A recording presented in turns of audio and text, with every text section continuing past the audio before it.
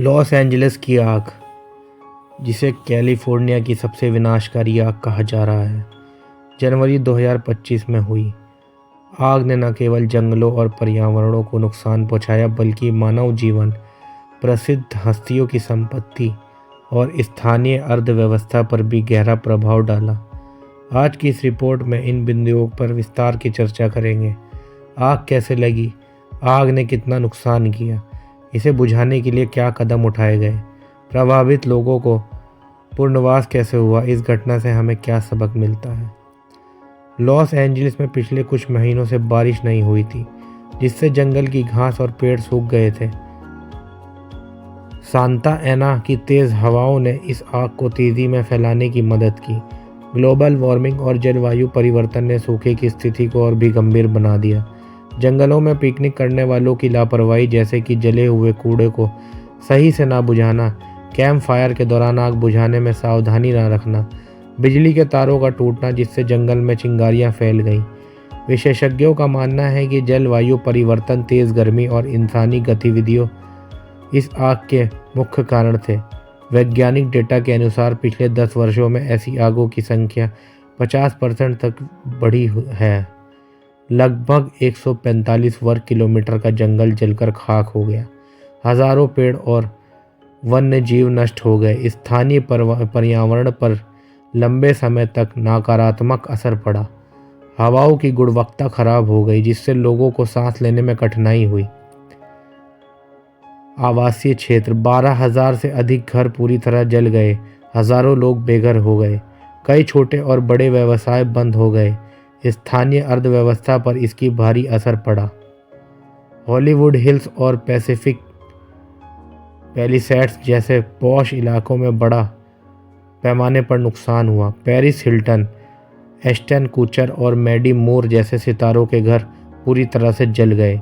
इन इलाकों में लाखों डॉलर की संपत्ति का नुकसान हुआ। कम से कम 24 लोगों की मौत हो गई, 16 लोग लापता हैं। सैकड़ों लोग आग के कारण घायल हुए। हजारों परिवार अपने घर से विस्थापित हो गए। आग में 150 अरब डॉलर से अधिक का अनुमानित नुकसान हुआ। स्थानीय व्यापारिक गतिविधियां ठप हो गईं। पुनर्निर्माण और राहत कार्यों में भी बड़ी धनराशि की ज़रूरत है। आग बुझाने के लिए 7,000 से अधिक दमकल कर्मी तैनात किए गए। उन्होंने दिन रात काम करके आग पर काबू पाने की कोशिश की। तेज़ हवाओं और ऊंचे तापमान के कारण आग बुझाने में कई चुनौतियां आई। 100 से अधिक हेलीकॉप्टर और विमान पानी और अग्निरोधक रसायनों का छिड़काव करने में लगाए गए।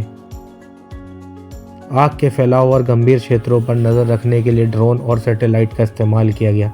स्थानीय लोगों ने दमकल कर्मियों और बचाव दल को खाना और अन्य ज़रूरी सामान प्रदान किया।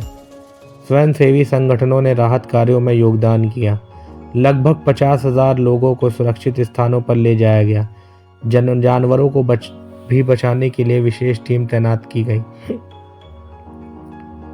प्रभावित लोगों के लिए स्थायी आवास, भोजन और स्वास्थ्य सेवाएं प्रदान की गईं। प्रभावित लोगों को बीमा क्लेम और पुनर्निर्माण के लिए धनराशि दी गई।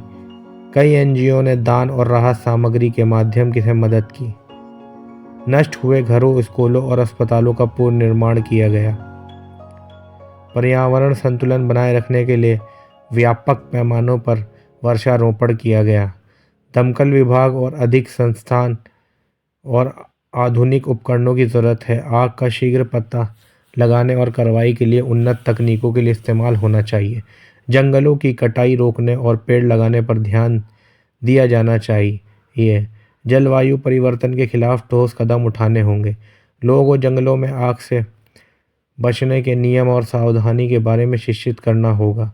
लोगों और स्कूलों और समुदायों में जागरूकता कार्यक्रम चलाने की ज़रूरत है। जंगलों की सुरक्षा और शहरी विकास के लिए सख्त कानून लागू किए जाने चाहिए। आपदा प्रबंधन के लिए एक विस्तृत और प्रभावी नीति बनाई जानी चाहिए। लॉस एंजलिस की ये आग केवल एक आपदा नहीं बल्कि मानवता के लिए एक चेतावनी है। ये घटना हमें याद दिलाती है कि प्रकृति के साथ तालमेल बनाए रखना कितना ज़रूरी है। इस आग ने हमें ये सिखाया कि आपदा के समय एकता और सहयोग से किसी भी चुनौती का सामना किया जा सकता है।